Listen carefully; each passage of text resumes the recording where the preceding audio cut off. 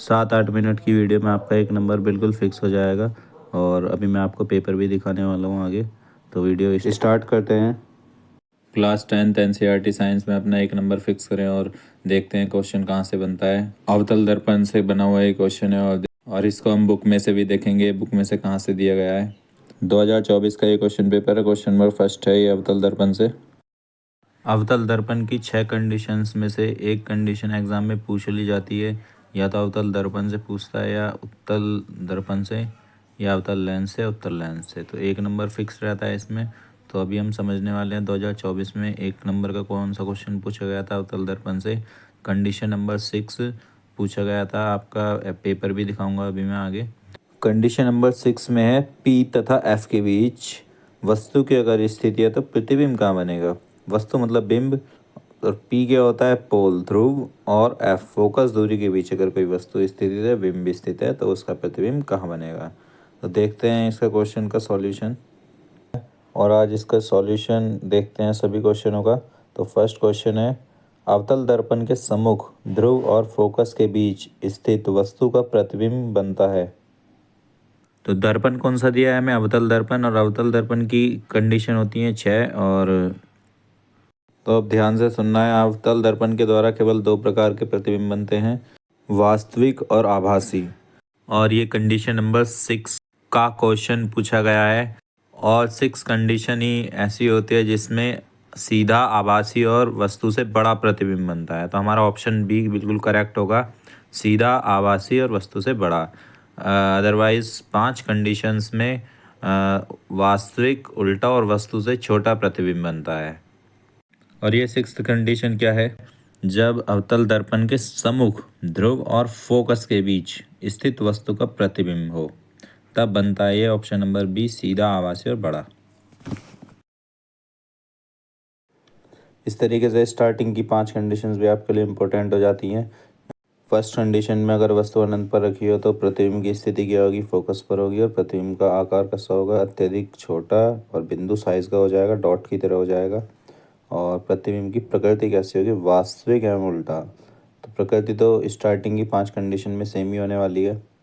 अब second condition, तब प्रतिबिंब की स्थिति कहाँ पे होगी, एफ तथा सी के बीच। एफ मीन्स फोकस और सी मीन्स प्रकृति केंद्र के बीच में।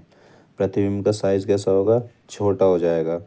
तो आप देख रहे होंगे ऊपर से छोटा था, अत्यधिक छोटा, फिर छोटा, फिर समान साइज। तो आपको इसको चित्र देख के याद भी करना है और इजीली आपको लर्न हो जाएगा इस। और सेकंड में प्रतिबिंब की प्रकृति क्या है, ये भी वास्तविक एवं उल्टा होगा। थर्ड कंडीशन बिल्कुल ईजी है, अगर वस्तु सी पर रखी है मतलब वक्रता केंद्र पर है, तो प्रतिबिंब की स्थिति भी सी पर ही होगी, वक्रता केंद्र पर। और समान साइज होगा, प्रतिबिंब का साइज कैसा है, समान साइज। और प्रतिबिंब की प्रकृति कैसे, वास्तविक एवं उल्टा। फोर्थ कंडीशन है सी तथा एफ के बीच में। इसमें प्रतिबिंब की स्थिति क्या है, सी से परे है और साइज। और अब देखो प्रतिबिंब का साइज जो है वो चेंज हो जा रहा है, विवर्धित मीन्स बड़ा हो गया है।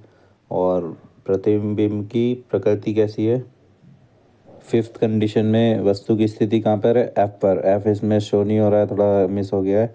और प्रतिबिंब की स्थिति कहाँ पर है, अनंत पर। और प्रतिबिंब का साइज कैसा है, अत्यधिक विवर्धित, अब बड़ा होता जा रहा है प्रतिबिंब। और प्रतिबिंब की प्रकृति क्या है, वास्तविक तथा उल्टा। अब देखो ट्रिक क्या है इसमें, फर्स्ट कंडीशन और फिफ्थ कंडीशन आपकी चेंज हो रही है वस्तु और प्रतिबिंब की स्थिति पर, वस्तु की स्थिति और प्रतिबिंब की स्थिति पर। इसी तरीके से सेकंड कंडीशन और फोर्थ कंडीशन आपकी चेंज है वस्तु की स्थिति और प्रतिबिंब की प्रकृति के लिए। फर्स्ट और फिफ्थ कंडीशन में वस्तु की स्थिति अनंत पर है और एफ पर है, और प्रतिबिंब की स्थिति क्या है, फोकस एफ पर और अनंत पर। तो ये चेंजेबल हैं, रिवर्सेबल हैं एक दूसरे में। और सेकंड और फोर्थ कंडीशन में सी से परे वस्तु की स्थिति और सी व एफ के बीच। और आपकी प्रतिबिंब की स्थिति क्या है, एफ तथा सी के बीच और सी से परे। तो ये दोनों भी चेंज हैं एक दूसरे में, रिवर्सेबल हैं। और थर्ड कंडीशन तो बिल्कुल ईजी है, वस्तु की स्थिति भी सी पर है और प्रतिबिंब की स्थिति भी सी पर है। तो इस तरीके से हमने टोटल 6 कंडीशन कवर करी हैं। और प्रतिबिंब का साइज़ आप देख सकते हैं, इसकी भी ट्रिक है। स्टार्टिंग के 2 का साइज़ छोटा है, पहले अत्यधिक छोटा बिंदु साइज़ का और फिर छोटा, थर्ड में समान साइज़ है, फिर विवर्धित हो गया है बड़ा, फिर अत्यधिक विवर्धित मतलब और बड़ा, फिर विवर्धित, फिर बड़ा। ठीक है। और प्रतिबिंब की प्रकृति स्टार्टिंग के 5 में वास्तविक एवं उल्टा और लास्ट में आभासी एवं सीधा। तो ये ट्रिकी वे में हम याद कर रहे हैं इसको। तो इस तरीके से हम 6 की 6 कंडीशंस को याद कर सकते हो। लास्ट की 6 कंडीशन तो आपने समझ ही ली है। पोल, ध्रुव तथा एफ के बीच इसकी प्रतिबिंब की स्थिति कहाँ होगी? दर्पण के पीछे, और ये विवर्धित बड़ा है, और प्रतिबिंब की प्रकृति कैसे? आभासी एवं सीधा। तो 6 की 6 कंडीशन हमारी कवर हो गई हैं। अगर इसमें से एक नंबर का भी पूछा जाता है तो निश्चित ही आपको 1 नंबर एग्ज़ाम में मिल जाएगा अगर आप ट्रिक को याद रखते हो। तो आप देख सकते हैं बोर्ड पर आपको फर्स्ट और 5 कंडीशन आपस में रिवर्सिबल है, अनंत पर और एफ पर है, वस्तु और प्रतिबिंब की स्थिति है, फोकस एफ पर और अनंत पर। इसी प्रकार से सेकंड और फोर्थ कंडीशन आपस में रिवर्सिबल है, और थर्ड कंडीशन सी पर है वस्तु, तो प्रतिबिंब का बन रहा है सी पर। तो इस तरीके से आप इसकी हेल्प से भी समझ सकते हैं। और प्रतिबिंब की साइज़ तो आपको बता ही दिया है, स्टार्टिंग के 2 छोटे होते हैं, थर्ड समान साइज़ का, फोर्थ फिफ्थ सिक्स बड़े साइज़ के हैं, और प्रतिबिंब की स्थिति स्टार्टिंग के 5 वास्तविक तथा।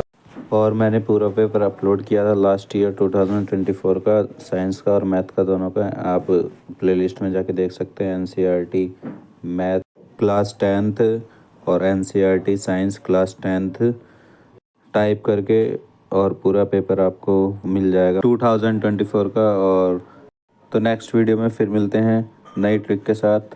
Thanks for watching. Thank you.